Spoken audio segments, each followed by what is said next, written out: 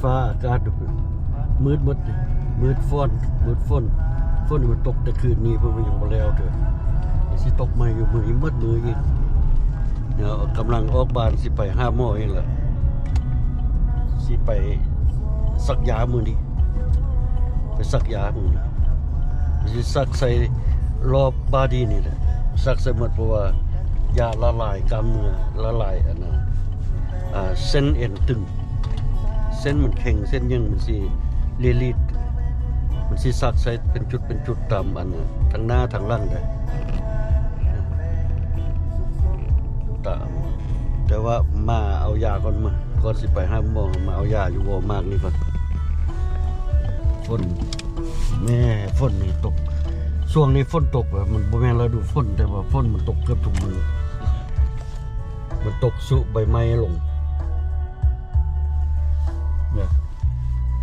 มันตกสุใบไม้ให้ใบไม้สีเหลืองหล่นลงให้หมดเพราะว่าสโนว์สิมาแล้วนะกันอาการแบบนี้มันสโนว์สิมาแล้ว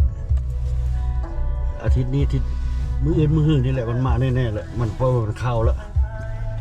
มันออกอันนั้นไว้ละมันมาแน่ๆ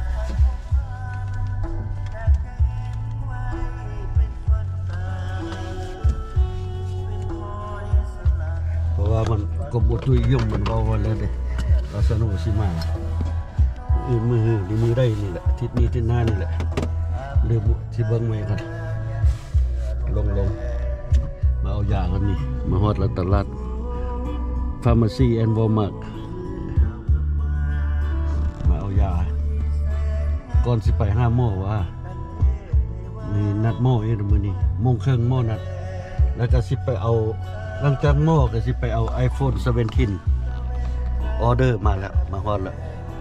มันโทรมาบอกเมื่อกี้มาฮอดแล้วโฟนไปเอาให้เขาไปเอาพุ่นละอัพเดอะมอลละสิได้ไปเอาโฟน17ออเดอร์โฟน17ใส่เปลี่ยนโฟนนะก็เลยโฟนตัวนี้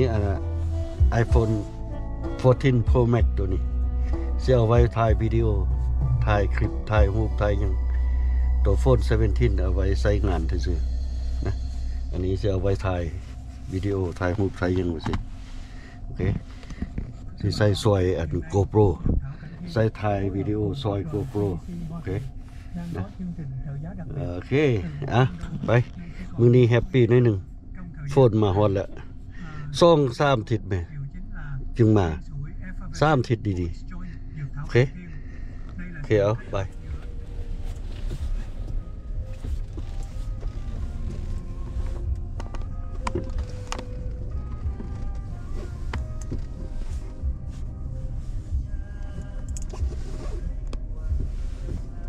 เมายาแล้วกำลังสิออกไปหาด็อกเตอร์ไปสักยาพอดีเลยนี่ออกไปหาด็อกเตอร์เนี่ยพอดีเลยนี่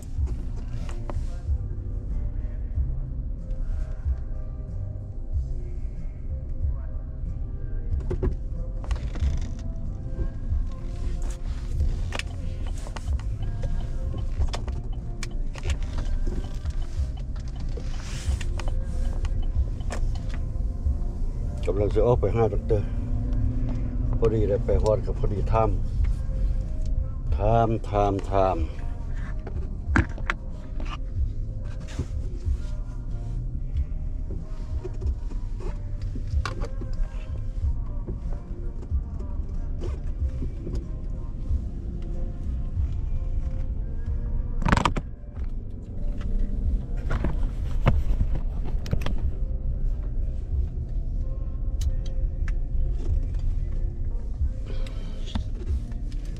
โอเคไปหาเลยต่อ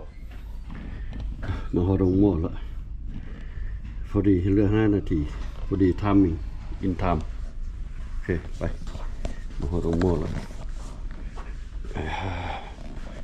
ทามมิ่งโอเคสักยามื้อนี้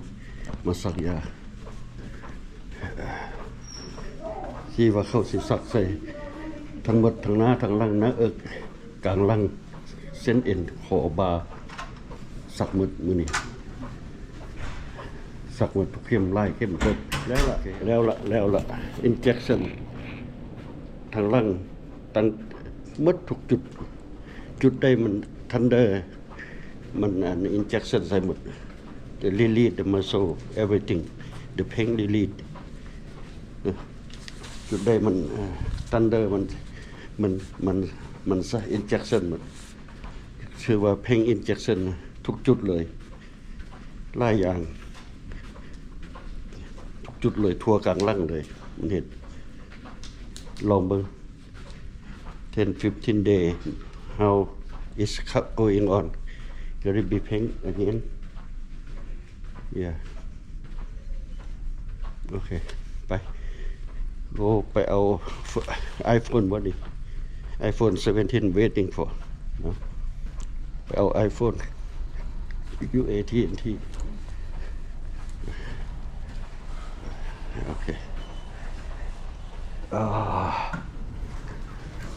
โอเคพอดีถามหนึ่ง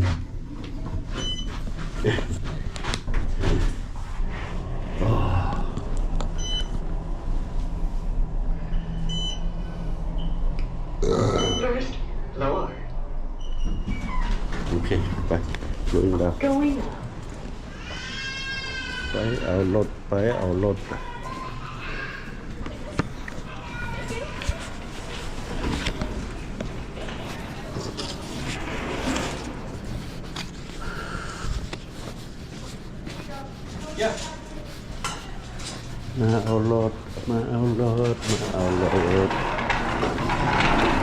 ู้โชว์ท่าเอารถเต็ม Thank แถว you, sir. Have a good day.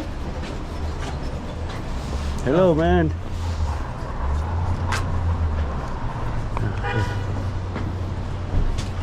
look like you guys busy today busy today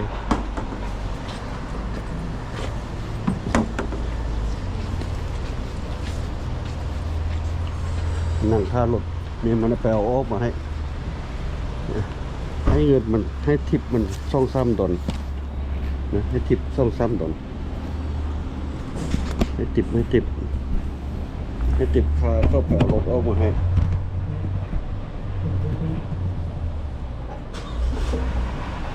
ทิปให้มัน2-3 ดอล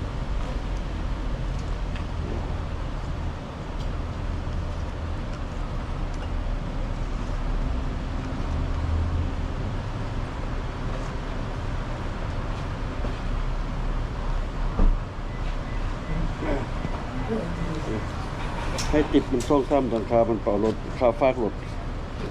บ่ให้ก็ได้มันต้องให้ฟากฟรีนะแต่ถ้ามามีน้ำใจพอเท่านั้นแหละก็เท่านั้นแหละเขาเอา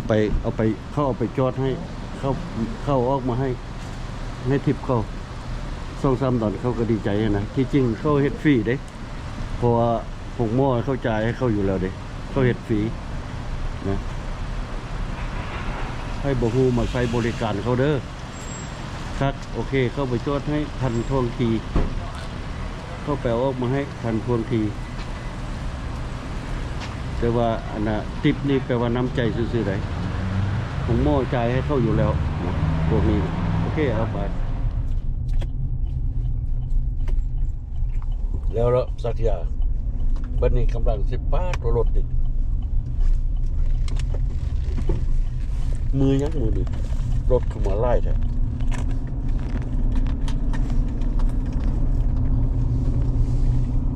กำลังจะไปAT&T เบลฟอนนี่ได้ไปดีโลดีใจซื้อสักกีปะไว้ได้ไปดีโลซื้อสักกีมาปะไว้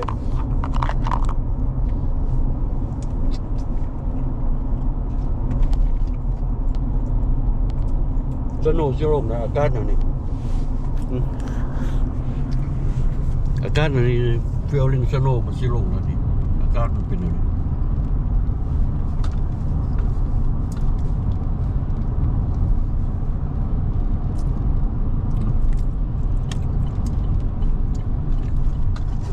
on the way go straight ไปเอาโฟนก่อน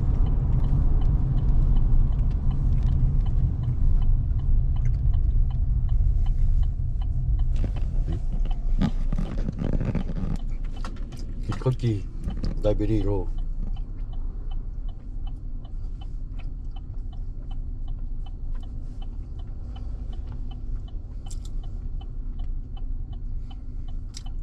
ไม่ได้เอาน้ำโซดามาไว้ในรถเนาะ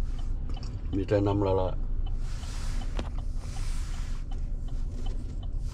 น้ำโซดามาไว้ในรถ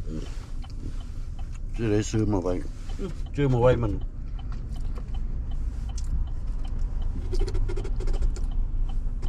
จะได้ซื้อมาไว้ก่อนน้ำโซดาเนี่ยกินกาแฟแทนซะ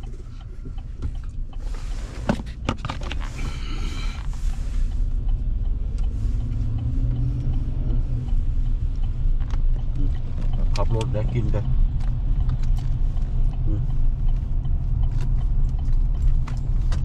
มันบีซีโอ้มันเลิกโรงเรียนเด้โรงเรียนสิเลิกได้สมพอแล้วพ่อแม่นักเรียนมันออกมาหับลูกมันนะสมพอมันบีซีช่วงนี้รถไล่ขนาด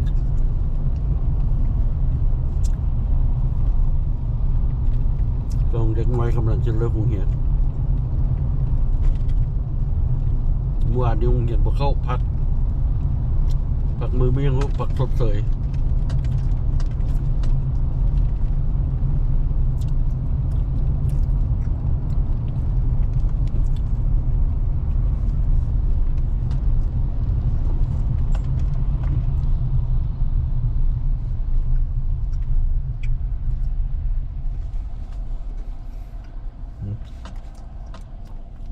โอเค